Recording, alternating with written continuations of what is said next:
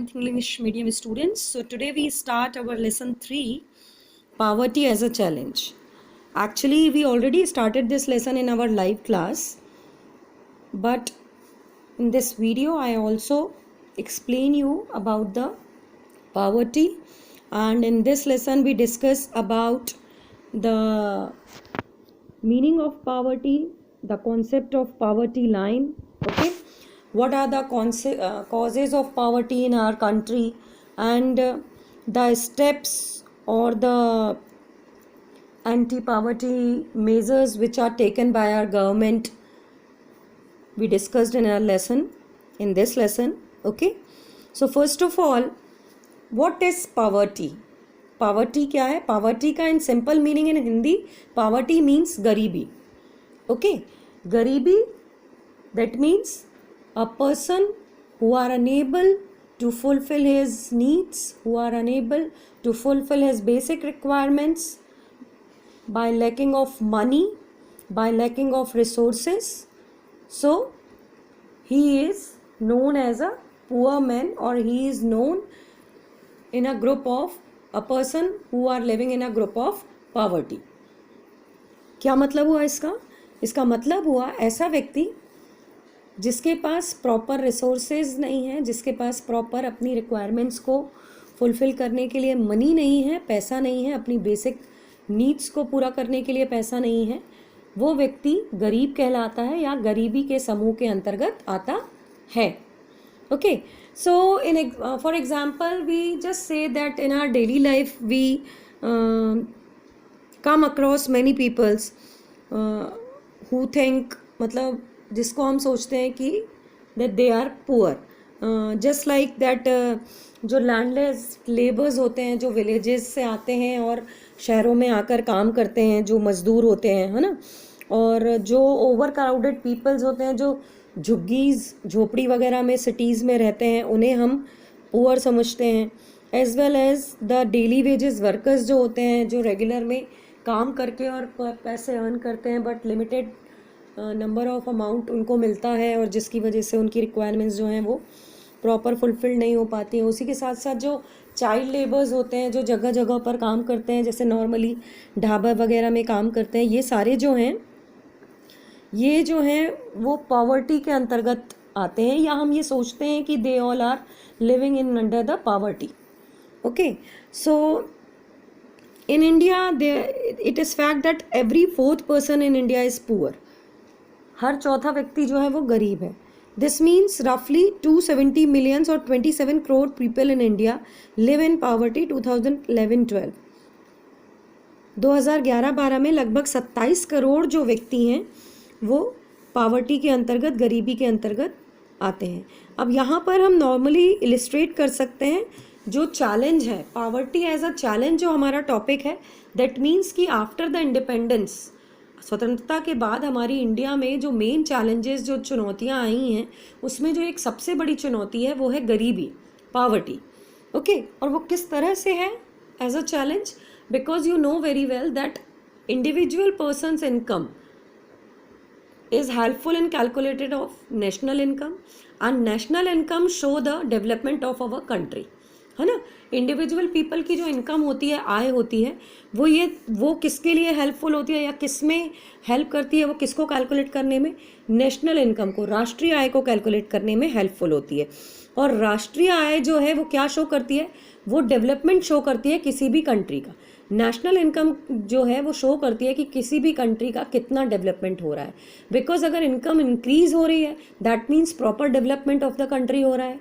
But अगर national income decrease है, लोगों की जो कंडीशंस है वो उतनी नॉर्मल नहीं है, financial conditions are not so strong, तो ऐसी स्थिति में जो डेवलपमेंट है वो कम हो रहा है, या विकास जो है देश का वो नहीं हो रहा है, स्टॉप हो गया है ना. सो आपको पता है कि हर इंसान की अपनी पर्टिकुलर एक अलग इनकम है.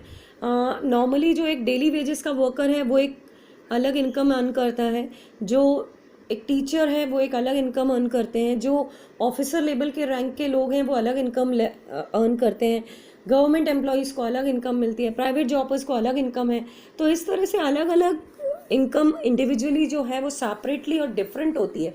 अब ये जो इनकम है इस इनकम के बेस पर ही हम ये डिसाइड करते हैं कि a person who earn money is poor और not. So the person who earn money, particular money, that means he perfectly fulfilled his needs and his family's needs, that means he is not poor. Okay, his background is strong and he is not poor. अगर कोई व्यक्ति है जो कि इतना earn कर रहा है कि अपनी और अपने परिवार की ज़रूरतों को अच्छे से पूरा कर ले रहा है, तो वो व्यक्ति जो है वो गरीबी में नहीं आएगा. परंतु ऐसा व्यक्ति जो कि प्रॉपर अर्निंग नहीं है, जिसकी सफिशिएंट अर्निंग नहीं है और उसके बाद वो सर्वाइव कर रहा है अपनी फैमिली को लेके, तो वो जो है वो पॉवर्टी के अंतर्गत आता है या पुअर कहलाता है. इसको हम एग्जांपल के थ्रू सोच सकते हैं कि बाई चांस मान लीजिए एक व्यक्ति है, एक पर्सन है जो अर्न करता है 1500 रुपीज़, एक फैक्ट्री मिल में काम कर रहा है, 1500 रुपीज़ पर मंथ अर्न कर रहा है. उसकी फैमिली में 6 मेंबर्स ऑफ द पीपल हैं, जैसे मैंने लाइव क्लास में भी बताया था, है ना.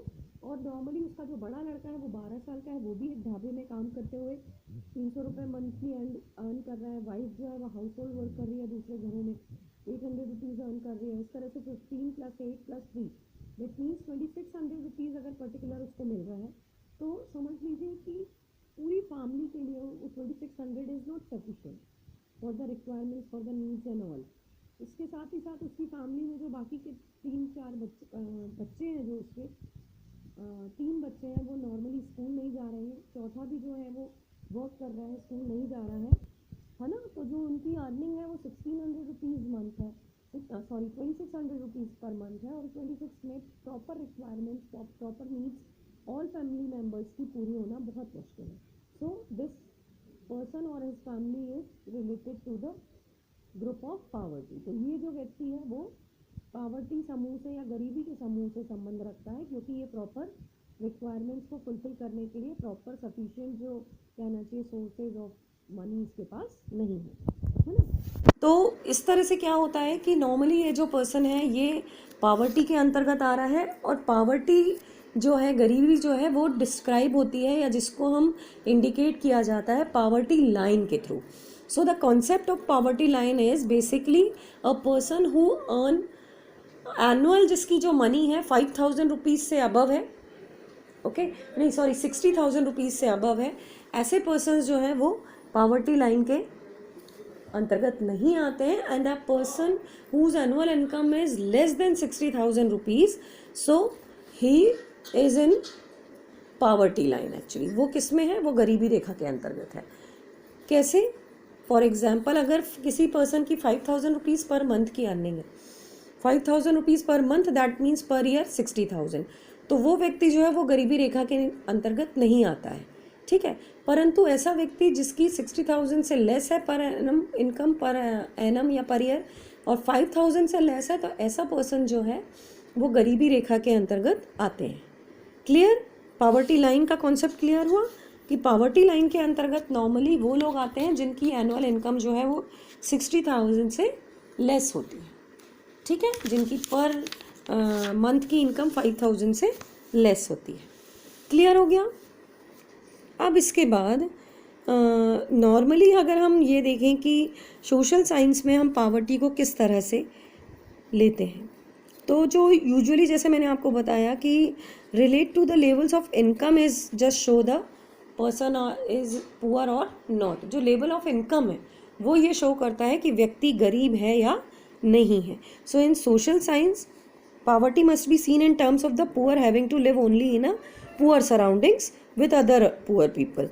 That means कि अगर कोई व्यक्ति है जो कि गरीबी में ही रह रहा है और आगे भी गरीबी में ही रहता चला जा रहा है, तो वो जो है वो गरीब कहलाता है. फॉर एग्जाम्पल, अब यहाँ पर in the concept of social science हम ये कह सकते हैं कि नॉर्मली जो कास्ट के बेस पर भी हम डिसाइड किया जाता है सोसाइटी में कि कौन सोशल कि कौन पर्सन जो है कास्ट के बेस पर भी पुअर और पावर्टी को डिस्क्राइब किया जाता है. एज वेल एज यदि कोई विडो वूमन है या कोई ऐसा पर्सन है, हैंडीकैप्ड पर्सन है, जो कि टाइम टू टाइम समय के साथ जो कि कहना चाहिए कि पुअर होते जा रहे हैं, तो वो भी जो है वो सोशल बेस पे, सोसाइटी बेस पे और सोशल साइंस की पॉइंट ऑफ व्यू से कॉन्सेप्टली पावर्टी के अंतर्गत आते हैं.